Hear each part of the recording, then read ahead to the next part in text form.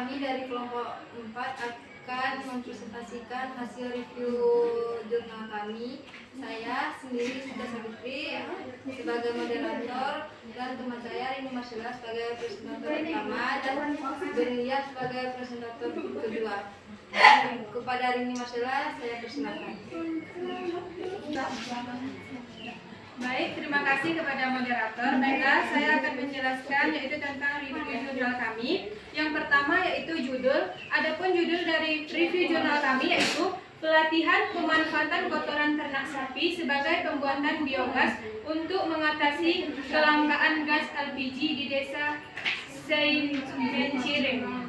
Nama jurnal Abdi Sabhaj, jurnal pengabdian kepada masyarakat. Yang ketiga yaitu volume dan halaman. Ada volume dan halaman yaitu volume 1 nomor 1 dan halaman 13 sampai 19. Tahun 2020, penulis Sudirman Lubis dan Chandra Asrega. Abstrak. Jurnal yang berjudul Pelatihan Pemanfaatan Kotoran Ternak Sapi sebagai pembuatan biogas untuk mengatasi kelangkaan gas LPG di desa Seimencirim ini langsung menuju ke topik bahasan yang akan dibahas oleh penulis sehingga pembaca semakin mudah untuk memahami jurnal ini. Abstrak dari jurnal ini berisi tentang bagaimana kelangkaan LPG terjadi pada program LPG bersubsidi 3 kg yang diperuntukkan bagi keluarga yang kurang mampu. Kelangkaan ini dapat menimbulkan masalah baru bagi masyarakat yang menggunakan LPG 3 kg yang dimulai dari terhambatnya aktivitas masyarakat untuk memasak hingga harga LPG yang mengalami kenaikan.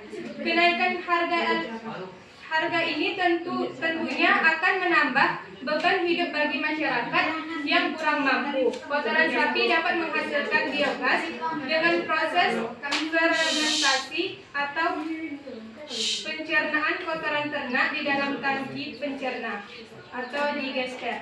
Dapat berlangsung selama 60 sampai 90 hari hingga mengandung senyawa yaitu metana yang mudah terbakar. Biogas merupakan gas yang dihasilkan dari proses penguraian bahan-bahan organik oleh mikroorganisme pada kondisi langka oksigen anaerob. Biogas dapat dibakar seperti LPG dalam skala besar. Biogas dapat digunakan sebagai pembangkit energi listrik sehingga dapat dijadikan sumber energi alternatif yang ramah lingkungan dan terbarukan. Pengantar pada jurnal ini menjelaskan tentang fakta di mana persoalan krisis energi yang sedang kita alami. Pengembangan energi baru dan terbarukan akan menjadi solusi alternatif untuk melakukan penghematan energi fosil dengan menggunakan energi yang berasal dari aktivitas anaerobik atau fermentasi bahan-bahan organik, termasuk diantaranya kotoran hewan, kotoran manusia, sampah organik, sampah yang dapat diuraikan. Kebijakan pemerintah yang mengkonversi minyak tanah fosil ke LPG yang dimulai sejak tahun 2007 lalu kini mulai menimbulkan masalah terkait ketersediaan LPG. Kelangkaan LPG tersebut terjadi pada program LPG bersubsidi 3 kg yang diperuntukkan bagi keluarga yang kurang mampu. Penulis akan memberikan pelatihan pengembangan pemanfaatan kotoran ternak sebagai pembuatan biogas yang berasal dari kotoran ternak, dalam hal ini sampel yang dipakai kotoran sapi. Biogas ini diharapkan mampu mengatasi kelangkaan LPG bagi keluarga peternak sapi dan dapat membantu masyarakat yang kurang mampu. Kotoran sapi dapat menghasilkan biogas dengan proses fermentasi atau pencernaan kotoran ternak di dalam tangki pencerna. Dapat berlangsung selama 60-90 hari hingga mengandung senyawa yaitu metana yang mudah terbakar. Penelitian ini bermaksud untuk mengubah kotoran ternak sapi menjadi biogas melalui proses fermentasi. Biogas tersebut akan digunakan sebagai pengganti LPG untuk kepentingan atau kebutuhan memasak. Pada akhirnya dapat mengurangi konsumsi LPG karena para peternak sapi tidak lagi menggunakan LPG untuk kebutuhan memasak.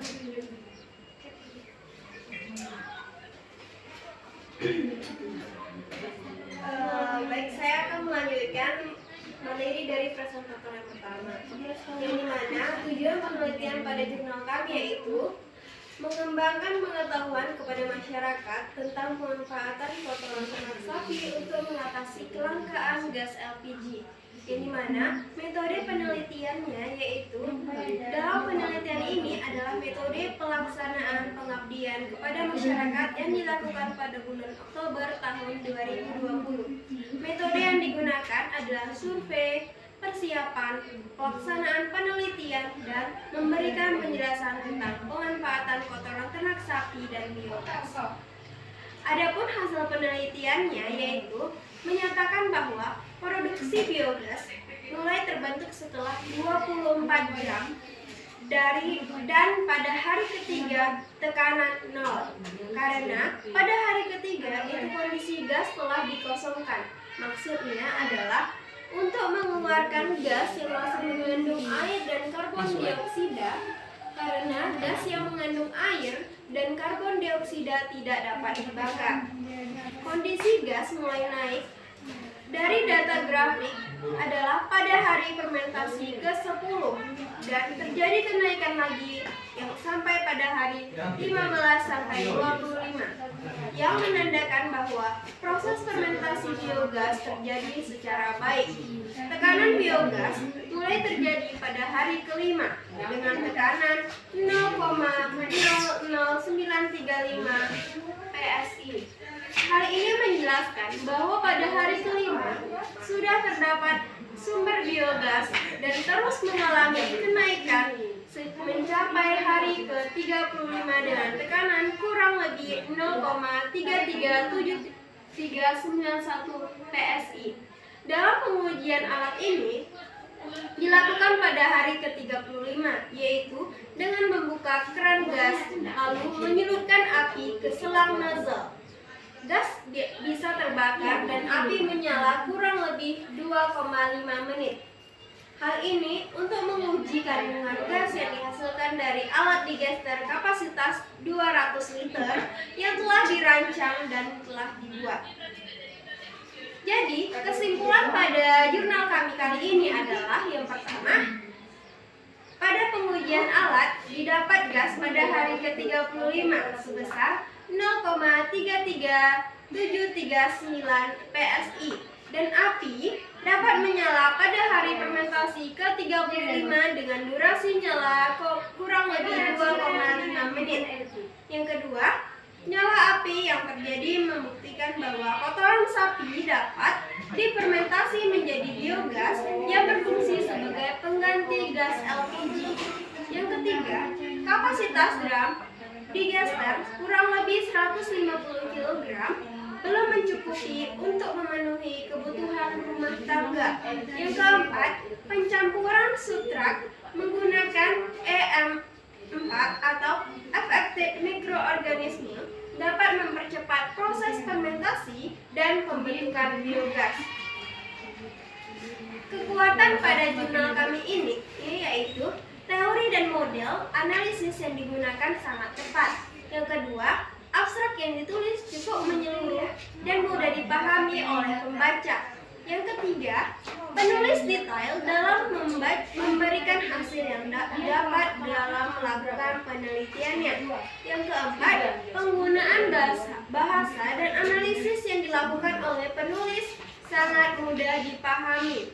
Adapun kelemahan pada jurnal kami kali ini adalah penulis kurang lengkap dalam menyimpulkan keseluruhan isi dari jurnal tersebut. Itulah hasil presentasi kami tentang jurnal energi alternatif. Baiklah, kami akan menjawab pertanyaan dari Suci Rania dengan pertanyaan bagaimana pemanfaatan biogas dalam kehidupan sehari-hari yang akan dijawab oleh masyarakat dari kampus. Baiklah, di sini saya akan menjawab pertanyaan dari Suci Rahnia, yaitu dengan pertanyaan bagaimana pemanfaatan biogas dalam kehidupan sehari-hari. Yang pertama yaitu pengganti LPG. Biogas bisa sangat bermanfaat dan ramah lingkungan bagi rumah tangga karena dapat menggantikan LPG untuk menyalakan kompor, biayanya juga lebih terjangkau. Yang kedua, penghasil pupuk organik.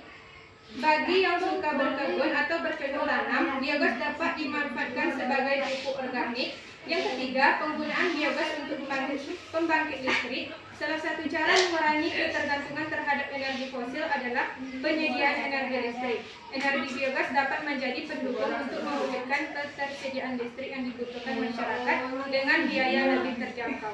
Yang keempat, menurunkan emisi gas rumah kaca. Biogas menemukan sebagai energi alternatif yang ramah lingkungan karena terbukti dapat menurunkan tingkat emisi gas rumah kaca.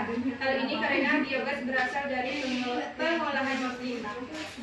Itulah tadi jawaban dari saya. Baiklah, kami akan menjawab pertanyaan yang kedua, yaitu dengan pertanyaan apakah pengembangan biogas termasuk kegiatan yang ramah lingkungan, yang akan menjawab oleh rekan saya. Baik, terima kasih kepada moderator. Langsung saja saya akan menjawab pertanyaan dari Ririn Wijayanti, di mana apakah pengembangan biogas itu termasuk ke dalam kegiatan yang ramah lingkungan? Jawabannya adalah tidak, karena pengembangan biogas dapat dianggap sebagai kegiatan yang ramah lingkungan karena penggunaannya memang dapat mengurangi emisi gas rumah kaca dan limbah organik yang ada. Dalam pengembangan biogas, berbagai sumber bahan organik dalam bentuk limbah yang sebelumnya menjadi sumber masalah lingkungan karena mengeluarkan gas metana yang merupakan gas rumah kaca yang berbahaya, ternyata dapat diolah menjadi sumber energi yang ramah lingkungan. Jadi, dengan adanya proses pengembangan biogas memang dinilai dapat membantu mengurangi emisi gas rumah kaca serta mengurangi ketergantungan pada bahan bakar fosil yang tidak ramah lingkungan. Mungkin itu jawaban dari saya. Saya kembalikan kepada moderator. Kepada Rilian. Tadi hasil presentasi kami pada hari ini. Jika ada kesalahan kami mohon maaf. Saya tutup. Assalamualaikum warahmatullahi wabarakatuh.